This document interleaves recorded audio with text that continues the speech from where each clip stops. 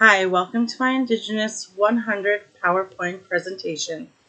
My PowerPoint presentation is on the Māori, the Indigenous people of New Zealand.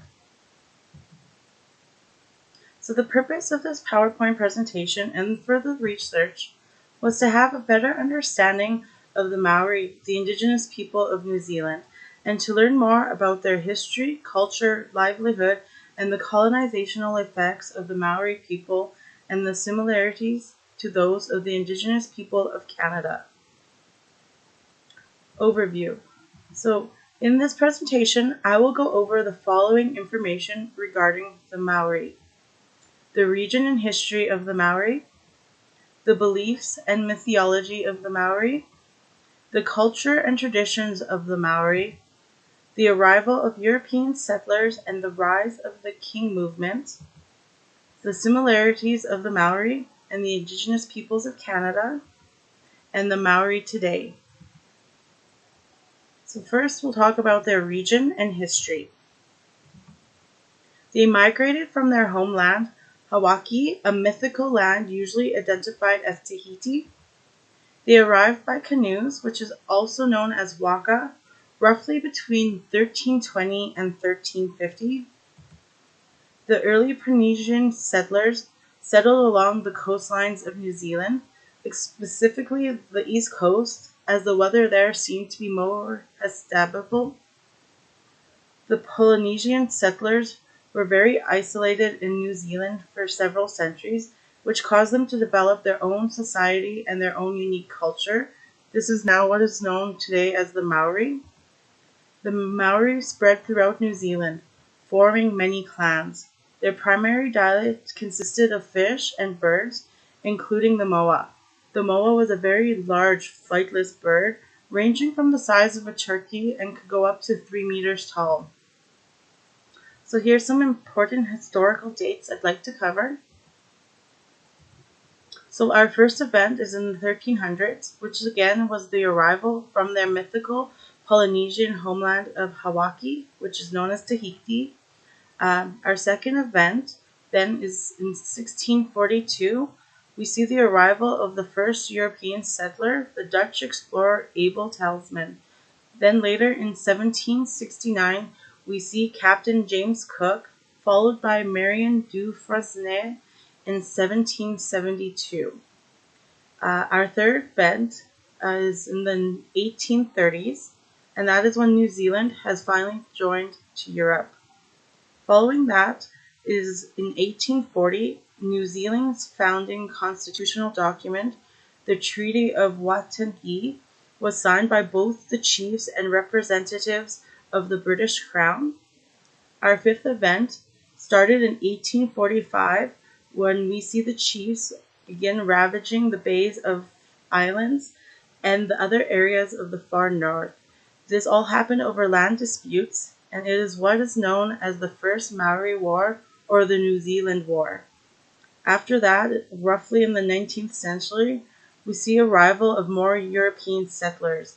This causes a change of way of life to the Maori people, and they start to face assimilation by the introduction to Western society's way of life. So next we'll talk a little bit about the Maori's beliefs. Maori society evolved around the tribe Iwi or subtribe Hapu. The Maori regarded all things as possessing a life force or Maori, so that's conceiving of everything, including natural elements and all living things, as connected by common descent through waka papa or genealogy. So, and again, waka papa, it tells the story of each person's spiritual and physical existence. So also the traditional Maori beliefs have their origins in the Polynesian culture. The Polynesian concepts such as tapu, which is sacred, noa, which is the non-sacred, mana, which is authority or prestige, and rarua, which is spirit, govern the everyday Maori living.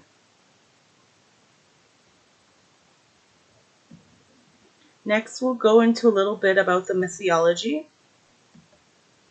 So, according to the Maori, in the beginning, there was just emptiness and nothing existed. From this, we see two ancient gods appear. There is one male sky god called Raguni, which is more popularly known as Rangi, and a female earth god known as Papa. This is also known as the creation myth. The Maori myths also concerns out of this world tales relating to the origins of what was the observable world for the pre-European Maori, often involving gods and demigods. The main corpus of the Maori mythology are represented as unfolding in three-story complexes or cycles, which include the world's origin, the stories of the demigod Maui, and the myths of the supernatural being Tahaki. After this, we'll go into culture and beliefs. So the Maori culture is rich in paruku, or legends. They were traditionally passed them down through oral traditions. Toi or Maori visual art have four primary art forms. There's weaving, carving, tattooing, and painting. Tamoko, the art of Maori tattooing, is a unique expression of their culture heritage and each person's identity. Wakaroro is the Maori traditional art of carving in wood, stone, or bone. And there are three different types of weaving, which are commonly named as Raranga, Watwu, and Riri. Raranga is a plaiting technique used for making baskets and mats. Watwu is a pre-European finger-weft twinning weaving method used to make cloaks, and Riri is a braiding method used to make cord. We'll continue on with their culture and traditions.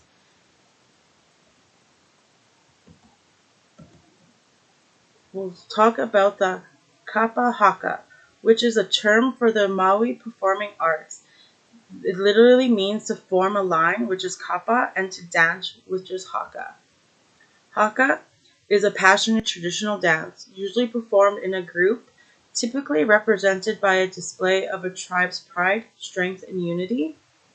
There's rugby haka, which is used to challenge opponents on the sports field. And we have the wedding haka, which is performed as a show of respect to show reverence for the couple and their guests or to mark the important milestone.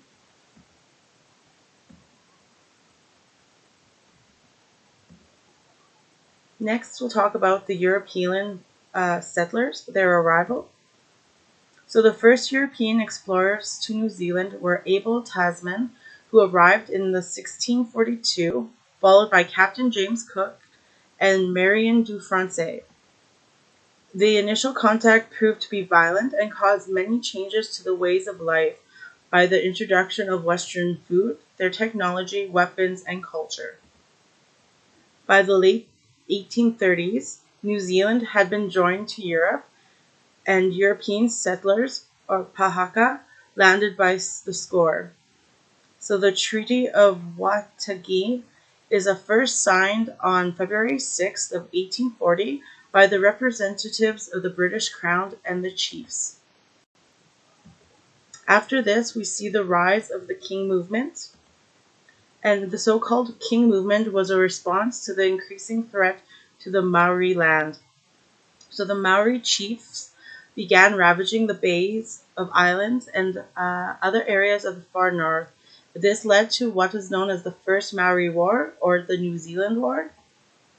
They were not finally suppressed until 1847 by colonial forces under Governor Sir George Grey. His victories brought a peace that lasted between 1847 and 1860. Here we see a drawing of Patu Te Rehiro, who was anointed the first Maori king in 1857, and he founded the Te Rehiro royal dynasty. And the photo on the left is his son, the second king from 1860 to 1894. So the Maori today are very recognizable in New Zealand culture. Their language and traditions are celebrated and promoted throughout New Zealand. Their treaty is remembered every year with a public holiday, and the traditional Maori war dance, the haka, is performed before many international and national events. The New Zealand national anthem is normally sung in both English and Maori. So, similarities to the Indigenous people of Canada. So it includes the Maoris' use of the term Tagata Renua, which literally means people of the land, to identify in a way that expresses their relationship with a particular area. They faced culture genocide by the influence of the European settlers, which was caused by the loss of tradition, languages, and their ways of life. They also signed treaties. They believed in the sacred connection between all living and non living beings, and their belief in oral traditions and storytelling. And finally, these are the resources that I used in order to gain this information for you today. I hope you enjoyed my presentation, and thank you.